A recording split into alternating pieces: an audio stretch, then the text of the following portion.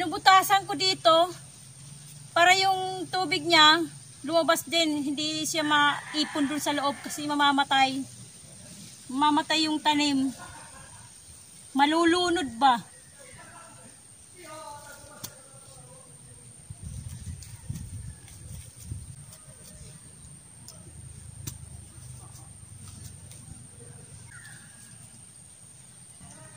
Babasahin ko muna ng tubig bago ko lagyan ng buto. Buto ng itatanim ko. Grabe guys. Umuusok yung yung lupa.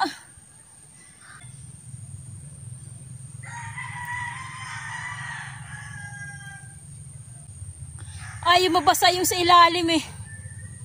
Sa sobrang tuyot.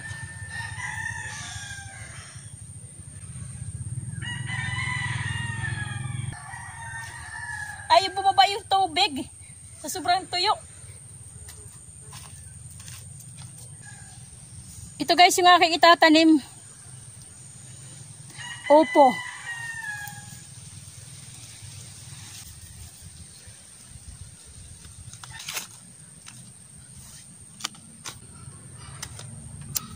Paano bubuksan to?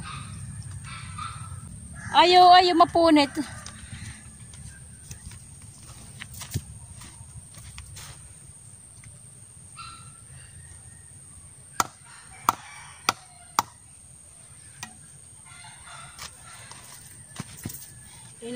Initak ko na lang.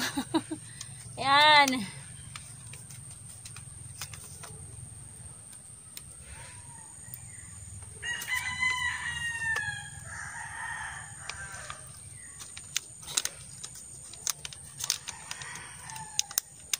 Ito yung kanyang buto. Although alam ko na yung buto niya kung anong hitsura, pero ito pa rin yung kanyang butong hitsura. Oh. Ayan oh. Nakabalot. Nakabalot ng ayaw ko balot yung pink, yung kulay, yung balot niya.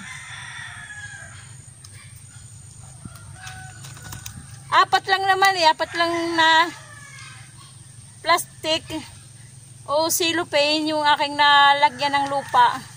Kaya 4 na buto din yung aking itatanim. Ang ilalagay ko.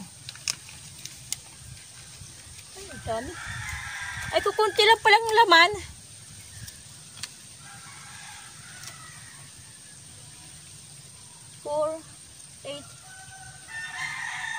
4, 8, 13 na lang ang laman.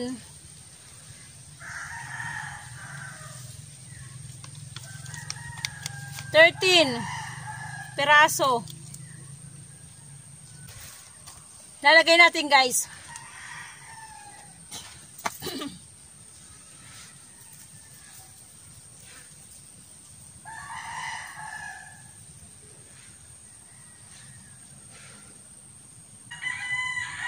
Tapos didiligan natin ulit.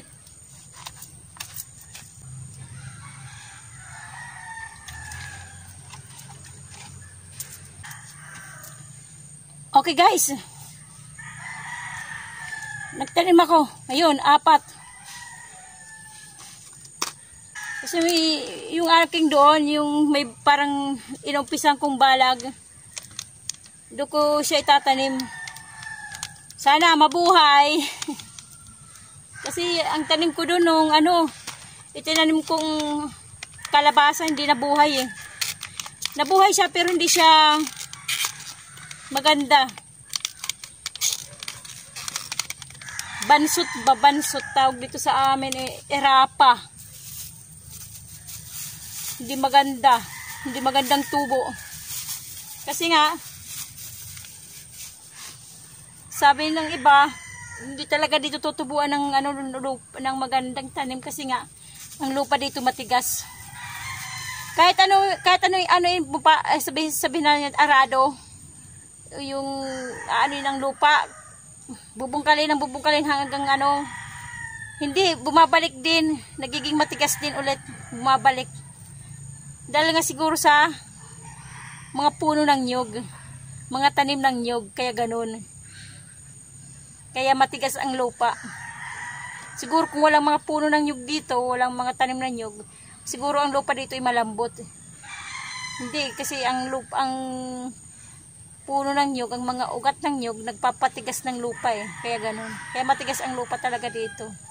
Eh, ang nyug dito eh, siksik. Tabi-tabi. Kaya, lalong tumitigas yung lupa dahil sa mga ugat ng nyug. Kaya sa palaran lang to. Kaya minsan, kaya nga hindi na ako nagtatanim eh. Napansin nyo guys, hindi na ako madalas dito sa farm nag-upload. Nagagawa ng video yun dito sa farm kasi nga hindi na ako nagtatanim ng mga yung may mga bunga, yung mga pipitasin, yung mga sa kadali lang, mga 1 buwan, 2 buwan lang naggugulay, ganyan, di na.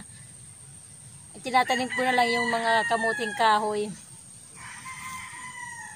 Yun. Ito namang upo, susubukan ko kasi hindi pa ako nagtanim nito eh. Susubukan ko kung anong mangyayari, kung tutubo ba siya o hindi, mabubuhay o hindi. Susubukan ko siya. Okay guys, mamaya ulit.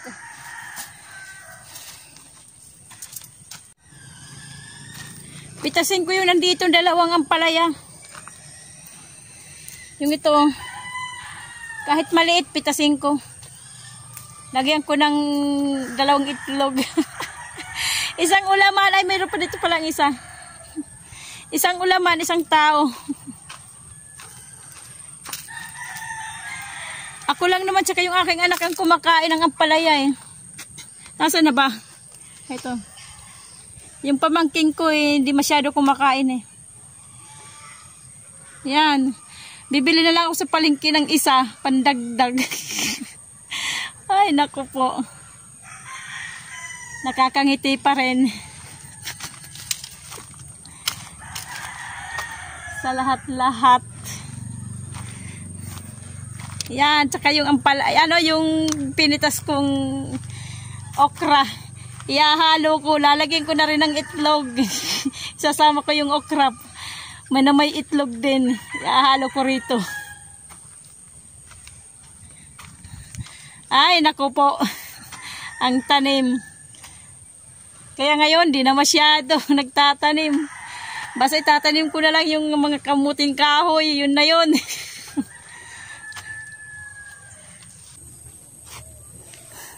Nakakaawa yung aking mga tanim eh. Mga tuyot. Grabing pawis. Mga tuyot yung mga tanim ko. Tingnan, wala nang dahon oh. Nakakaawa. Kulang sa tubig eh. Aray, matindi ang init dito. Ilang linggo na. Halos ano na. Ano ba yun? Buwan na. 2 buwan ata na. Ito yung tuyot, walang ulan. Eh, hindi na ako pupunta rito para magdilig eh. Yung ano, yung iba kong tanim, diniligan ko.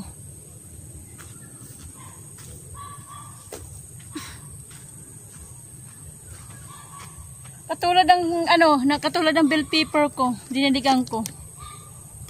Kasi medyo nagso-survive pa eh. Guys, padilim na. Ayan oh. May mga bunga pa kasi. May bunga kasi mga bell pepper ko kahit malilit lang, sangdang ka lang taas. Katulad nito oh. Ayan oh, may bunga oh. Ayan, may bunga. May mga bunga. Pa isa-isa. Ayun, sa likod. Kaya diniligan ko. Tsaka itong ano, itong ampalaya, diniligan ko na rin. Kahit para naman makainom ng tubig. Kawawa eh. Tsaka ito yung importante ko yung aking agitway, itong mga dahon. Gulay na dahon. Tsaka doon sa kabila. Yung guys, diniligan ko. Kasi kawawa naman eh. Hindi na nakakainom ng tubig. Ito.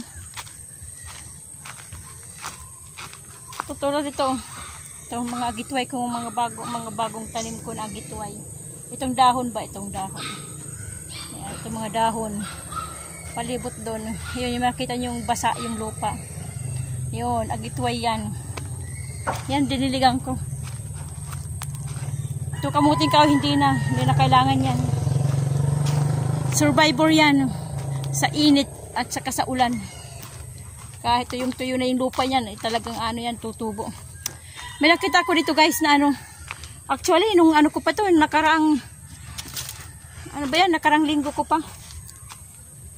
Bubunutan natin, kakainin natin yung laman para maibsan yung aking hapdi ng tiyan.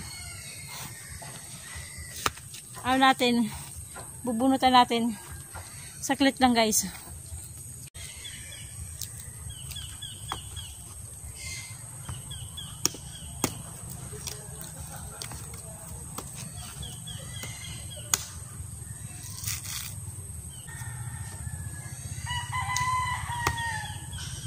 Diating ko na lang, hindi ko na bubunutan.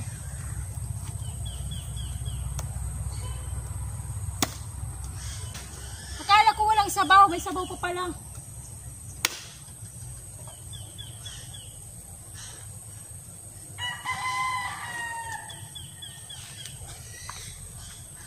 Ito guys, yung laman. Yan ang laman niya. Na mayroon ng dahon. Alam ko kung anong lasa.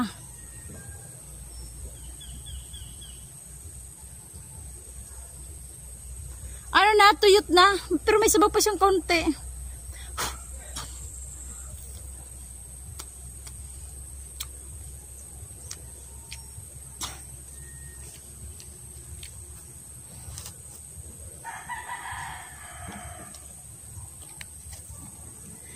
Magutom kasi, hindi ako nakapagbao ng cracker.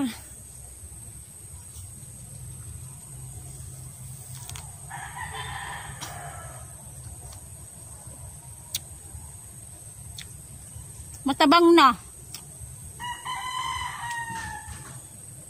Matabang na siya guys.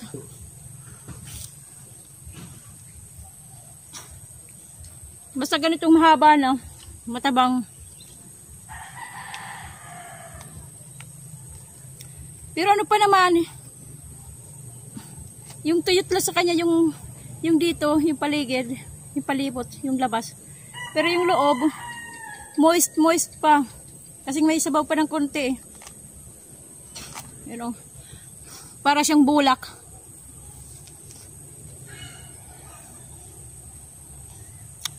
Matabang na nga lang siya eh. Hindi katulad ng ganito kalalaki. Ganyan. Matamis-tamis. Ito matabang na. Ito kayang buko. Ay, nyug. Oh. Kanyang nyug. Ang tigas. Ano yung guys, yung panahon namin nung malilit pa kami. Pag wala kaming ulam nun sa baryo. So, kasi dati sa baryo kami nakatira nun eh. Yung village. As in sa bukid talaga. Pag wala kaming ulam nun, inuulam namin to. Ang aming kanin ay kamote. Kamuting baging, kamuting kahoy, at saka yung palawan, yung malaki. Yung parang gabing malaki-malaki. Ito yung ulam namin. Minsan, yan namin yung kinakayod para hindi matigas. O kaya naman yung medyo bata pa nito, yung isa ng buko, yung matigas-tigas na buko, yun, inuulam namin yun. Yung panahon namin noon, talagang kahirapan noon buhay. Pero hanggang ngayon naman, mahirap pa rin ako. Hanggang ngayon ba naman, mahirap pa rin ako. Isang mahirap na waray. Pinanganak na mahirap, lumaking mahirap, mamamatay na mahirap. Okay guys. Matigas, hindi na kaya ng ipin ko. Baka mabali yung ipin ko. So, kanyang balat. Ang paligid. Okay pa naman. Pwede pa kainin. Pwede kainin sa mga kumakalam na sikmura. Siguro yung mga ano dyan, hindi makakain ng ganito. Alam niyo na, hindi sanay sa bukid, hindi sanay sa hirap.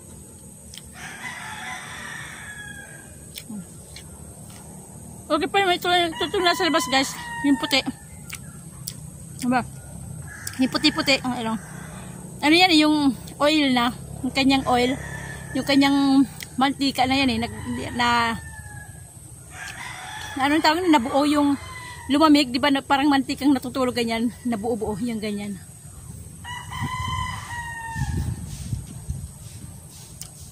Ano, ayan, mantika na yan sinasabing coconut oil. Ayan, yun ang sinasabing coconut oil na tumigas, lumamig ba. Pag di ba, pag lumalabig yung matikan, nabubuo ganyan, mangalay pa kung ano pa. Okay na guys, ito yung aking kakainin din, yung ubod.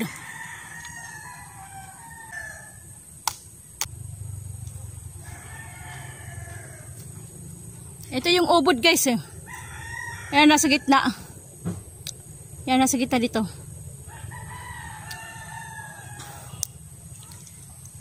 Pero ano pa, matigas. Ano?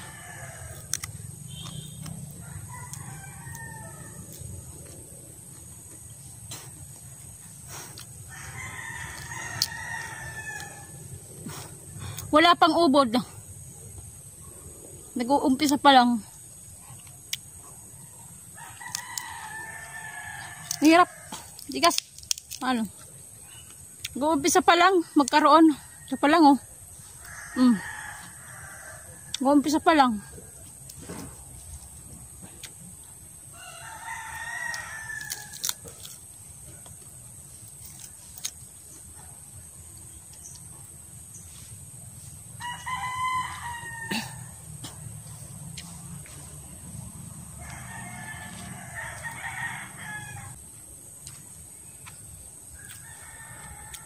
Okay guys, at least nagkalaman yung aking sikmura ng kaunti. Inuman ko na ng tubig kasi walang sabaw Yun ang ginawa ko guys, sinilip ko lang yung aking mga tanim, kung anong nangyari na. Kasi matagal, napunta lang ako rito nakarang linggo, 2 bisis lang nakarang linggo. Tapos yung linggo to wala na, hindi ko na nasundan. Kaya, tsaka hindi na ako nagdidilig na. Pinabayaan ko na yung aking mga tanim. Hindi ko na diniligan.